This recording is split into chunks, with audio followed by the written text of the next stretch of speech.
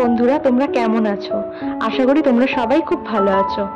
আজকের ব্লগটা আমরা শুরুটা করছি দুপুরবেলা থেকে, কারণ আজকে আমরা যাচ্ছি বাবার হেলথ চেক আপ করাতে, যেটা বাবা 3 মাস অন্তর একবার করে হেলথ চেক আপটা করাতে হয়। তো আমরা তাই জন্য যাবো ফর্টিস নার্সিং হোমে, এবং শুধু হেলথ চেক আপই নয়, সঙ্গে আমরা সবাই মিলে একটু বিকেলের টাইমটা একসঙ্গে স্পেন্ডও করবো। একটা মন্দিরেও যাব, আর বিকেলে একটু খাওয়া দাওয়াও করব। রাতে খাওয়া দাওয়া করে একেবারে বাড়ি আসবো, তাই জন্য আমরা সবাই একসাথেই বেরিয়েছি। আমাদের সঙ্গে ও যাবে অফিস থেকে ডিরেক্ট নার্সিং হোমে। আমরা এখন চলে এসেছি মেট্রো স্টেশনে। এখান থেকে মেট্রো ধরবো, মেট্রো ধরে আমরা যাব কালীঘাট। আমরা যাচ্ছি ফর্টিস রাসবিহারীতে। ফর্টিসে দুটো ব্রাঞ্চ আছে, আমরা রাসবিহারীটাতেই দেখাই। এটা আমাদের এখান থেকে ডিরেক্ট মেট্রো হয়ে কালীঘাট যেতে একটু সুবিধা হয়, তাই জন্য আর কি। চলো, কথা বলতে বলতে মেট্রো এসে গেছে, আমরা এবার মেট্রোয় উঠে পড়ি। বাকি কথা যেতে যেতে হবে। এই বড়নগর থেকে মেট্রোটা ছাড়ার পর ভিউটা খুব সুন্দর লাগে আমার। ওই যে দূরে দেখতে পাচ্ছ, ওটা হলো সিসিআর ব্রিজ, আর ওই যে পাহাড়ের মতো জমে আছে, ওটা হলো বড়নগর মিউনিসিপ্যালিটি এলাকার ড্যাম ইয়ার্ড। ময়লাগুলো এমন ভাবে জমে আছে যেন মনে হচ্ছে ছোটখাটো একটা পাহাড়। আর দেখো বাইরের পরিবেশটা কি অদ্ভুত লাগছে, তাই না? একটু মেঘলা ওয়েদার আছে, এই ওয়েদারে বেশ ভালোই লাগছে।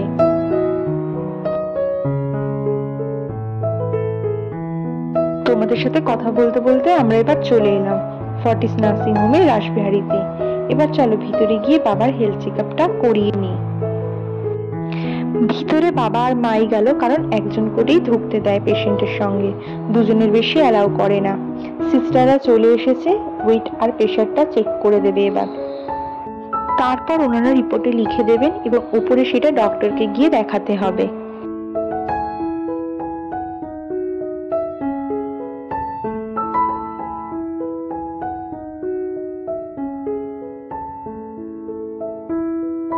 এই যে বাবার রিপোর্টিং হয়ে গেছে, দেখানোও হয়ে গেছে।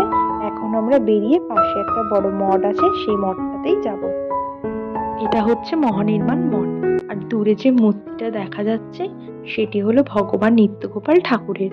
উনি জন্মগ্রহণ করেছিলেন 1856 খ্রিস্টাব্দে। ওনারই স্থাপিত এই মঠ, এবং এই মঠটি 113 রাসবিহারী অ্যাভিনিউতেই অবস্থিত। মাঝে মাঝে এরকম মঠে আসলে মনটা অনেক শান্তির মনে হয়, আর খুব ভালোও লাগে।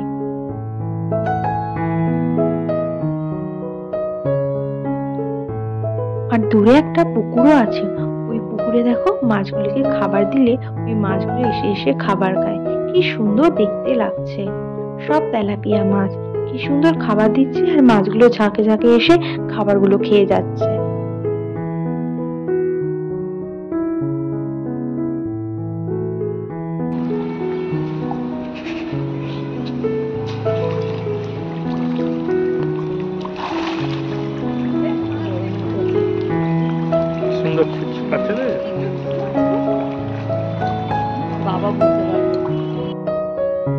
এই মঠে দেখছিলাম বিভিন্ন চ্যারিটেবল কাজ হয়, তারই একটা ফলক ওনারা টাঙিয়ে রেখেছেন। চলো আমরা এবারে বাইরের দিকে যাই। সবটাই ঘুরে দেখলাম, খুবই সুন্দর। যাই আর একটিবার একটু গিয়ে প্রণাম করে নিই, তারপরই বেরিয়ে যাব। আর ওই যে দূরে ওইটা পুস্তক বিপণী, যেটা মঠেরই বিভিন্ন রকম বই বিক্রি হয়। একবার ওনাকে প্রণাম জানাই, আর জুতোটা পরে চলো বেরিয়ে পড়ি এবার।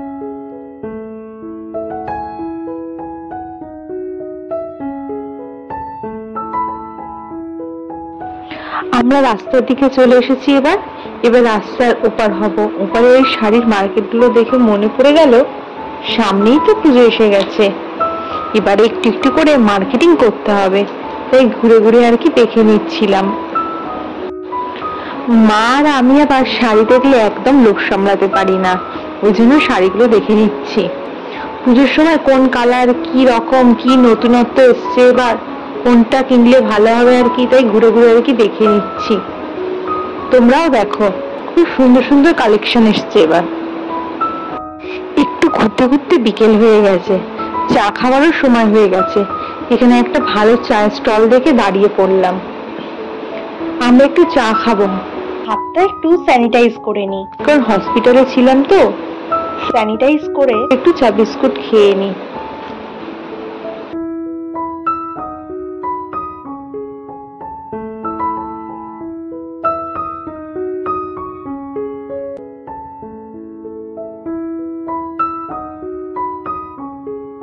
আহ, ভাঁড়ে করে গরম চা একটা নস্টালজিক লাগে বলো, খেতে বেশ অন্যরকমই লাগে।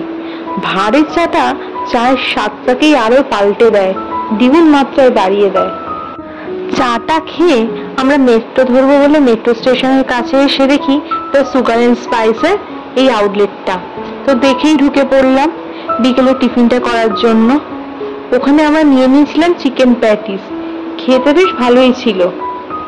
চলো তাহলে আমরা একটু খেয়েই নিই। তারপর আমরা বরানগরে নেমে ঠিক করলাম বাড়ি গিয়ে কি রান্না করব। তাই ভাবলাম বরানগরের এই জলপান জংশনে খাওয়া দাওয়া করব। একটু হালকার উপরেই খাবো, কারণ গরমটা তো খুব আছে।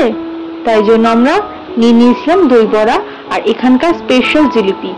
জিলিপির সাইজগুলো দেখো কি বড়, খেতেও খুব ভালো আর খাস্তা। আর 2 প্লেট দই বড়াও নিয়ে নিয়েছিলাম। এই জলপান জংশনে আমরা মাঝে মাঝেই খাই, খাবারগুলো খুবই টেস্টি এবং ফ্রেশ। দই বড়াটাও ওরা গরমই বানিয়ে দিয়েছিল, সাথে সাথে বানিয়ে দিয়েছিল, তো তাই ঠান্ডা ছিল না। বড়াগুলো খুবই সফটি ছিল।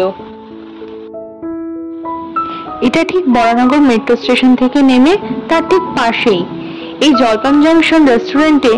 এখানে সবই খাবারগুলোই নিরামিষ। সকালে ব্রেকফাস্ট থেকে শুরু করে বিকেলের টিফিন এগুলোই এরা করে থাকে। আর আগে এখানে থালিও পাওয়া যেত, কিন্তু এবারে গিয়ে দেখি থালিটা এরা বন্ধ করে দিয়েছে।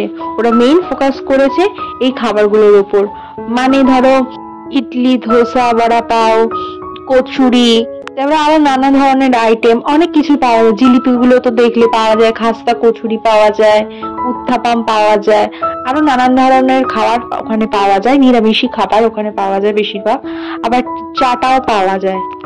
তোমরা যারা যারা নিরামিষ আইটেম খেতে খুবই পছন্দ করো, তারা আবার এই দোকানে এসে ট্রাই করতে পারো। খুব একটা বেশি দূরে না, বরানগর মেট্রো স্টেশন থেকে নেমেই তার ঠিক পাশেই দ্য জলপান জংশন।